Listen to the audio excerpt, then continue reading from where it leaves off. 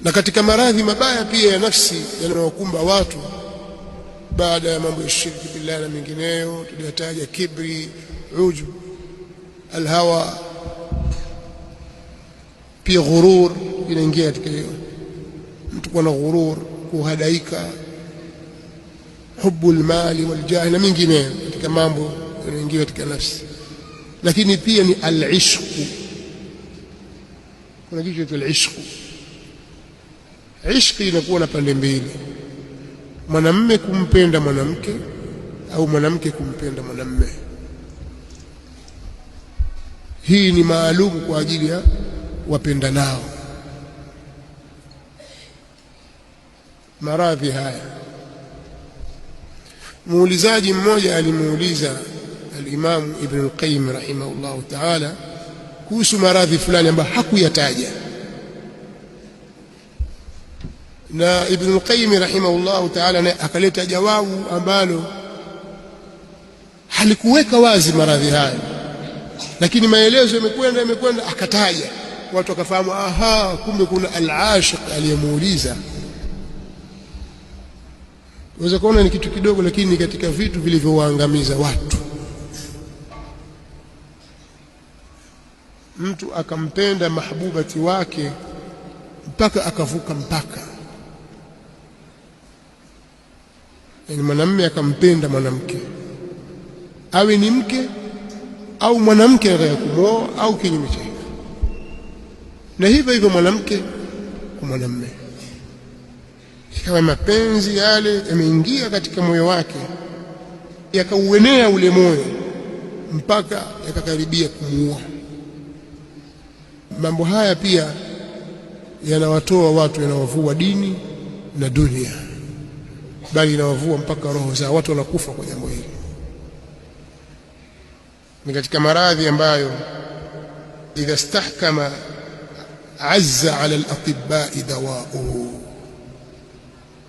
yanapokuwa yamekaza, yameingia katika mahali na akakaa vizuri, watamakkan, madaktari huwa hawawezi, wanatopewa katika kuyatibu. Wa ayal alila dawa'u. Sasa sheria ya Kiislamu imewekea dawa. Msemaji mmoja alisema, alhubbu da'un udhalun la dawa'a lahu.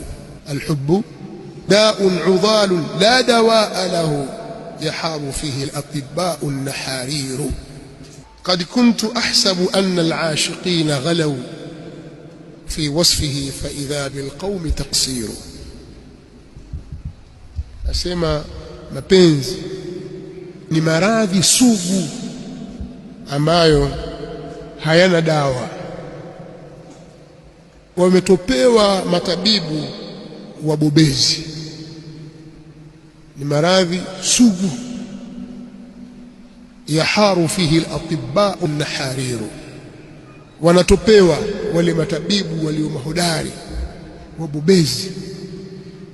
Msemaji asema, qad kuntu ahsabu anna al-ashiqina ghalaw fi wasfihi, mimi nilikuwa ninadhania kwamba wenye mapenzi hayo wamevuka mpaka katika kuyaelezea, kwamba hawa sasa wamezidi bwana.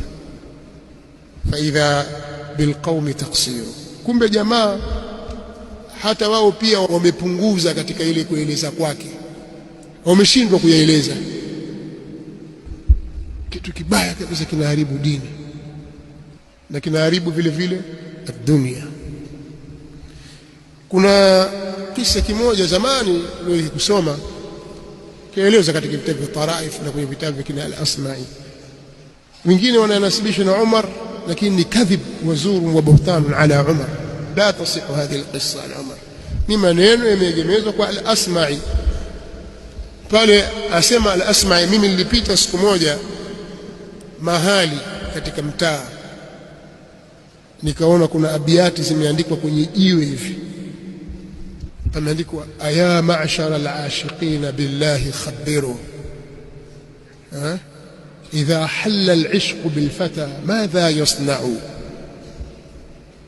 Kijana tu bachelor shuleni kaandika pale kwenye mashairi yake, sawa, aya ma'shara al-ashiqin, enyi wapendanao nyinyi, enyi kupenda nyinyi, billahi khabiru, na hapa kwa Allah, hebu elezeni, idha halla al-ishqu bilfata madha yasna'u, ishqi itakapokuwa imemvaa kijana afanye nini? Ataka ushauri, lakini kaandika kwa shairi. Akaja yule al-Asma'i naye akaandika maneno pale, akamwambia yudari hawahu thumma yaktumu sirrahu wa yakhsha fi kulli al-umuri wa yakhda'u, basi aendane na yale matamanio yake, kisha aifiche siri yake, asimwambie mtu, anyenyekee kwenye kila jambo na ajidhalilishe katika kila jambo, anyenyekee. Sasa asema baada ya kuandika maneno yale, nikarudi mimi siku nyingine, siku ya tatu au siku ya pili, nikakuta yule kijana kaandika tena yale maneno pale. Asema wa kaifa yudari wal hawa qatilu al-fata wa fi kulli yawmin qalbuhu yataqatta'u, vipi bwana ataweza kuendana na mapenzi yake? Vipi anaendana na mapenzi yake na hali ya kuwa haya mapenzi ni yenye kumuua huyu kijana, na kila uchao, kila siku moyo wake unakatika katika. Akachukua chaki sujiwe naye akaenda kaandika pale, idha lam yajid sadran likitmani sirrihi falaysa lahu shay'un siwa al-maut yanfa'u, ikiwa hakupata subra ya kuweza kuficha siri yake, basi hakuna kitu chochote kitakachomsaidia isipokuwa mauti. Nenda zake. Siku ya tatu anapita pale, akamkuta mtu amelala pale, kumbe kashakufa. Asema sami'na ata'na thumma mitna faballighu salami ila man kana fi alwasl yamna'u, hani'an li arbabi an-na'im na'imuhum wa lil'ashiq al-miskin ma yatajarra'u. Kwa akatoa salamu pale kwa basi mimi ndo nafa, lakini tumesikia, tumetii. Sami'na ata'na thumma mitna, tumesikia, tumetii, kisha tumekufa sisi. Kwa fikisha salamu zangu kwa yule ambaye anawazuia watu na kufanya mahusiano, pia nawapa hongera wenye neema kwa neema zao, na yule anayependa aliyedhaifu maskini kile anachokigumia katika machungu pia nampa hongera. Kwa akamkuta yule mtu kafa pale. Ni story, sio? Al-Asma'i ameeleza, lakini ukisoma katika baadhi ya vitabu, hata Ibn Qayyim na Rawdatul Muhibbin, vitabu vingine pale kazungumza maneno mengi sana. Watu wamemlaumu sana Ibn Qayyim kwa nini kaandika maneno yale, lakini inaonekana ilikuwa ni matatizo makubwa mno katika wakati wao. Ni vitu ambavyo vijana vikiwavaa, mtu akiingiliwa na mambo ya al-ishqi katika umri ambao ni mubakir, mapema, basi mustakbali wake unaharibika. Yeye kutu akikaa amfikirie mpenzi wake, hawezi kusoma, hawezi kuhifadhi, haelewi kitu, hakuna chochote, yeye afikiria mpenzi wake. Unaweza kaona kama ni jambo dogo hivyo, lakini mushkila ni da'un udhalun a'ya al-atibba. Sasa dawa yake nini? Sasa billahi alayk, ikiwa wakati huo lilikuwa ni tatizo na likahesabika kuwa ni janga linalohitaji matibabu ya haraka, mpaka al-Imam Ibn Qayyim rahimahullah ta'ala akakiandika kitabu hiki, wewe waonaje katika wakati huu ambapo matatizo ya aina yote kwa watu waliotangulia yote waliokuwa, basi safari hii imekuja kisasa zaidi? Waonaje hali kama hiyo? Bila shaka kutafutiwa ilaji ambayo ni munasib, tiba yenye kunasibiana na jambo hilo, ni kitu ambacho siwezi kusema hakizuiliki, ni kitu ambacho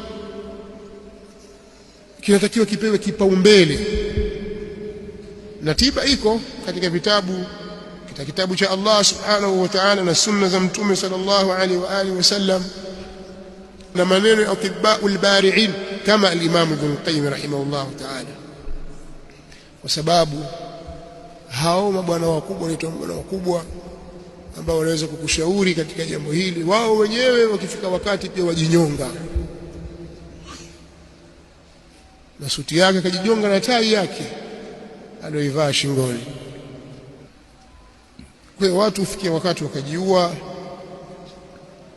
kwa kunywa sumu, wakajiua kwa kujipiga risasi, wakajiua kwa kujirusha katika majengo marefu na njia mbalimbali, kwa sababu ameambiwa fulani hutamuoa wewe, hutaozeshwa mwanamke fulani, au mwanamke fulani hutaolewa na mwanamume fulani, hatutaki, hamtaki.